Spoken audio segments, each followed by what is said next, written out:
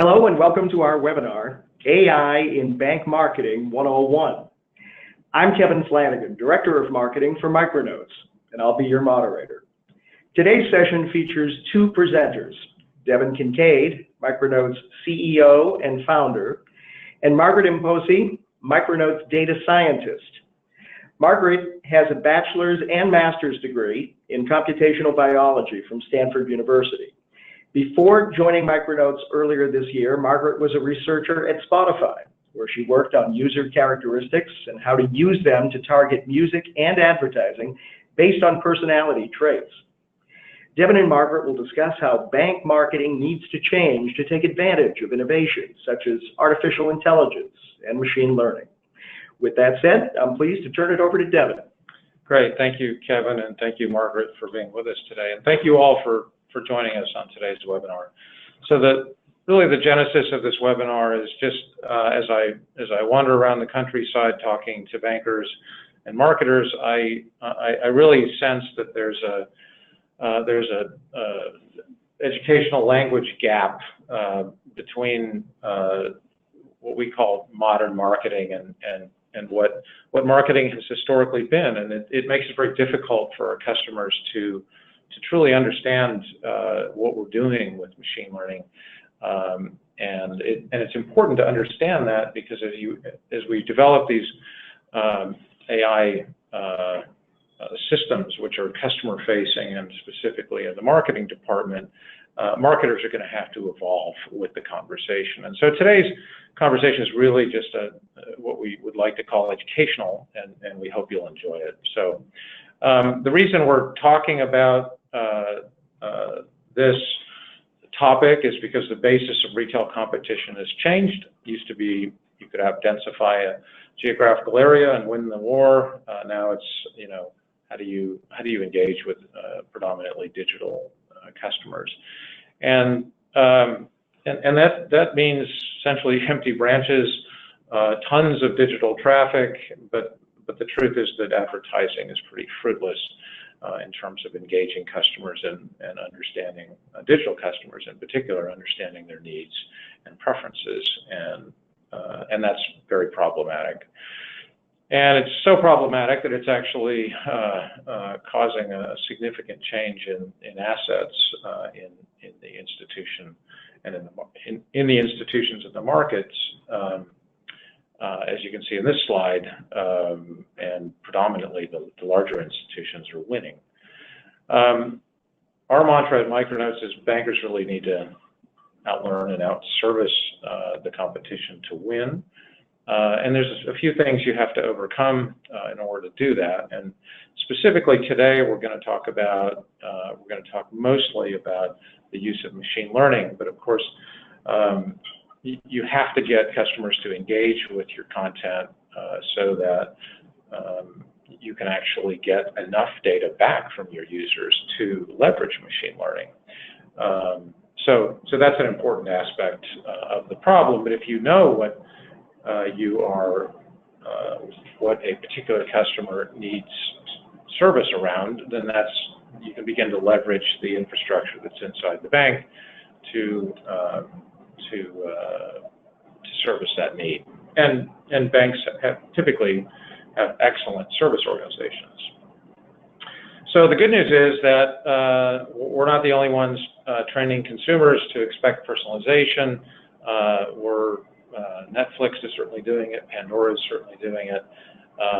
And so consumers are being trained to expect to give feedback and receive personalization in exchange. And unfortunately, ads don't do this particularly well, but it turns out that interviews do, which is why we utilize interviews primarily at Micronotes. So to sum up, bank marketing really needs to change. And here are the dimensions along which we see that change. So big audiences are going to become very small audiences, in some cases audiences of one. The idea of going out and just buying 1 billion impressions is going to be replaced by thinking about how much information I can get from a particular data set. The idea of just get me more leads is going out of style, It's more about, can you give me a couple leads that actually convert to sales? You know, I've been doing this for 30 years. Type intuition is going to evolve into machines doing the learning and creating the insights for campaigning. This notion of seasonal campaigns is going to be replaced by propensity-driven campaigns, and business rules, although they will persist, will increasingly be replaced by algorithms. So this is not a new use of machines. Machines have been used to solve tough problems for a long time.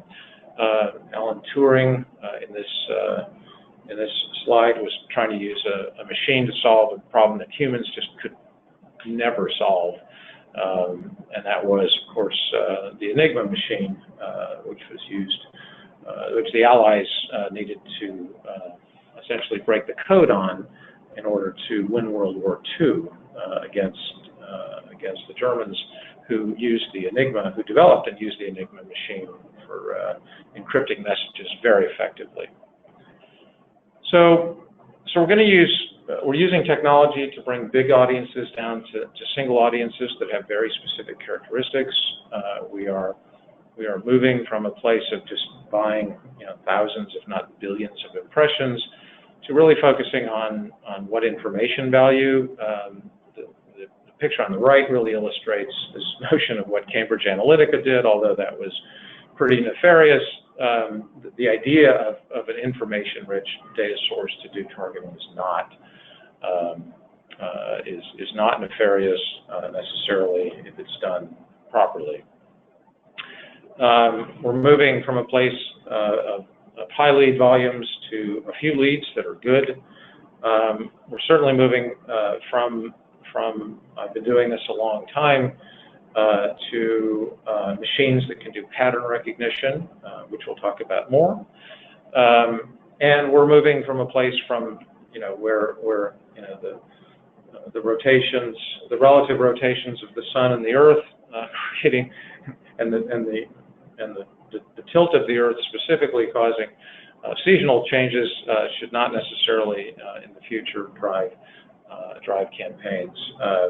Propensity will drive campaigns. So, and although, as I said earlier, business rules do have a place in the future, increasingly algorithms will do the bulk of the work of deciding who to talk to and what to tell them. So let me turn it over to Margaret, and Margaret's going to talk about actually what we do here at Micronotes with the data. What kind of data do we consume, and how do we process it? Margaret? Okay, thanks, Devon.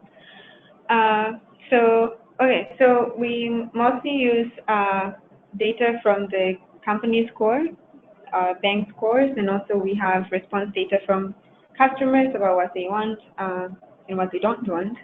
So we use all of that to predict how likely somebody is to acquire a financial product. And here we're going to walk through an example of some tools you might use to find more likely target mortgage campaigns. So here we have an example of a data set that one might use. You have different characteristics about a consumer, something like gender, whether they have a mortgage, the type of customer they are, how long they've been with the bank, number of accounts, etc. And we're trying to use all of this data to inform what we know about how likely they are to get a mortgage.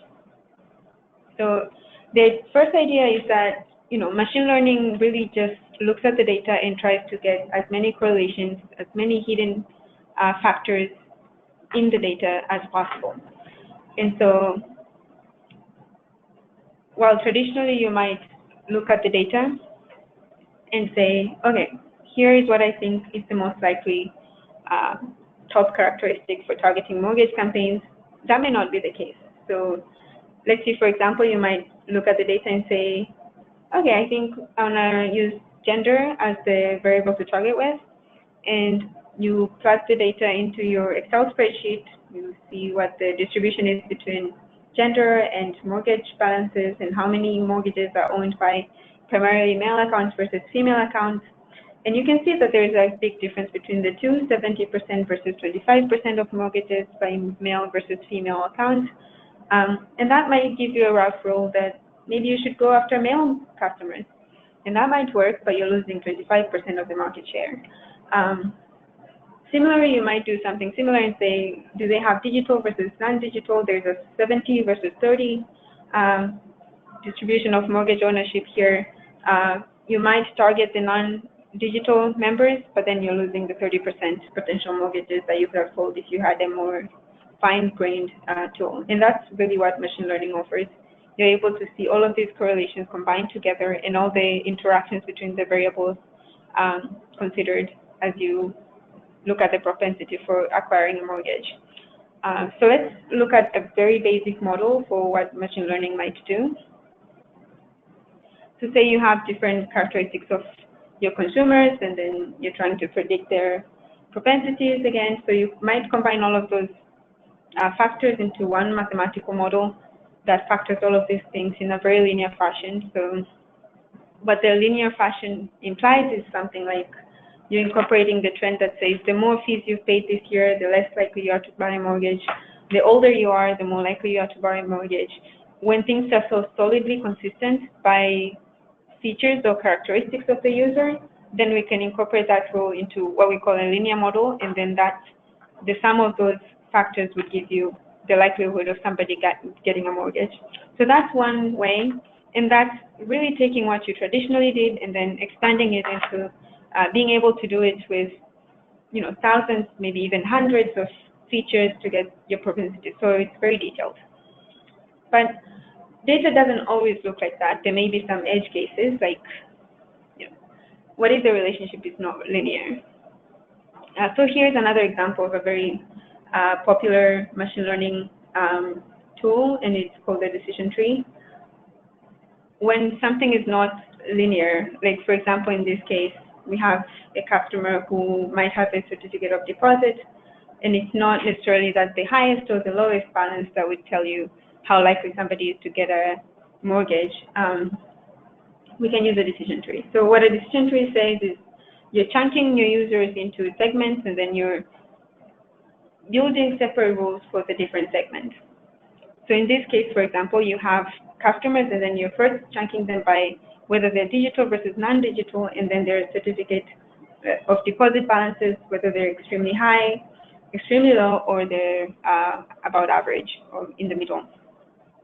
So in this case, you can see that the highest chance to acquire a mortgage is actually in the middle group. And that would be, possibly explained by something like the lowest balances groups. Those are people who have too low of a net worth that they can't afford to invest into a mortgage. And then the extremely high certificate of deposit group would be people who are too risk averse, so that they wouldn't be willing to invest into a mortgage because of the risk. And then you have the people in the middle who can afford a mortgage, but they're not too risk averse that they wouldn't be interested in a mortgage. So that type of tool allows you to capture those hidden factors by using all of these data sets and by chunking them accordingly. And similarly, you can do the same with other characteristics, like is somebody maybe a little bit too old and therefore they have a mortgage already versus, they're too young, they probably shouldn't, they're not really looking to buy a mortgage right now, versus they're just right, and then do they have the amount of money to get the mortgage. So that type of structure allows you to capture all of those rules, and then you can go back, and then once you have these fine segments, you can incorporate the linear factor as well and say, okay, here's the relationship between the CD balance and the mortgage acquisition for these particular groups. So these factors are all different for the different groups. So you have factor 1 up to factor 7. So this is a very good example, I would say.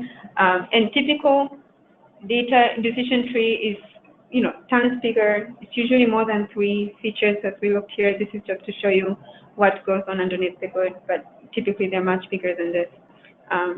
But that captures how well they work. Yeah, and then Margaret, of course, these are our first order estimates, and then we go out and actually ask customers if we got the prediction right. And then how do we use that data then to improve the next set of predictions? So ultimately our output variables are actually does the customer acquire a mortgage or not?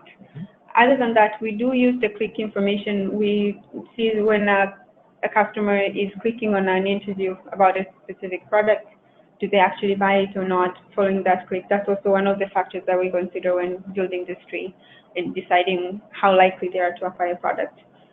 Excellent. So this is really, as you've described, Margaret, this is really going from sort of a two-dimensional problem. You know, do I send this campaign to males and not females, to a multi-dimensional problem, which is where all of these different factors, the hundreds of factors that we have in our data set, are used together to actually pinpoint, as you describe on this slide. I don't think a human could intuitively have thought that the places where there's a high chance is necessarily someone who is a digital user with a CD amount between $10,000 and $70,000, or whether it's a non-digital user who's under the age of 45, you know, and has a CD balance of the same amount. That's just not terribly intuitive. So really, that's the difference, right, between the old ways of doing things, where we got big spreadsheets, we're trying to do multi-factor analysis, and of course that's very difficult to do because you don't see the interactions and the nuances that you describe here. Right. Is that how you would describe it? That's absolutely right. So I would say there is three main differences between how a computer would approach this problem versus a human would. And the first is, you know, what are the rules? Well, some rules you may have an intuitive sense for, not all rules are intuitive. Mm-hmm. So a computer is able to pick up on those non-intuitive rules. Second, a computer is able to, you know, sample across boundaries and figure out what the boundary should be. It could be 10, it could be 15. It's very tedious to shuffle back and forth. The other characteristic that's really adding value here is just the sheer scale. You have tens of thousands of variables that are considered, and the computer is able to pick up on which ones are important, whereas, again, it would be tedious and impossible for a person to go through and pick up all of those. I'm certainly not interested in doing it myself. So thank you very much, Margaret. And I think we'll end today's conversation there, and with the hopes that we've tried to lift the sheets a little bit on what modern marketing looks like, and how it needs to change, and how the conversation needs to change from sort of the way things have been to the way things can be, because it's a much richer experience for the users of digital banking to know that their data and their response information is driving better decisions, less advertising that is irrelevant, and more conversations that are actually helpful to their financial lives. Very good. Well, thank you, Devon and Margaret. Very interesting. And to the audience, thank you for joining us. If you would like a copy of the slides that we showed today, or if you have any questions, please drop us an email at info@micronotes.com. And to learn more about our company and products, please visit us at www.micronotes.com. Have a good day. Goodbye.